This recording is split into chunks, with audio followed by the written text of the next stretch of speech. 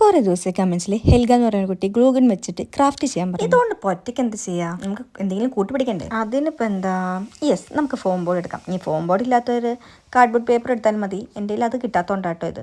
അപ്പോൾ ഞാൻ എന്താ ഫോം ബോർഡിൽ ബ്ലാക്ക് പെയിൻറ്റ് അടിച്ച് കൊടുക്കുന്നുണ്ട്. നിങ്ങൾ എൻ്റെ ഗതികേട് നോക്കണേ, ആ ബ്രഷ് ഒടിഞ്ഞ പെയിൻറ്റ് കുപ്പിയിലോട്ടാണ് വീണ്. അത് ഈ ബ്ലാക്ക് പെയിൻറ്റിനാണ് ഒരു ജാതി വെടക്ക് കെട്ടുന്നാറ്റു.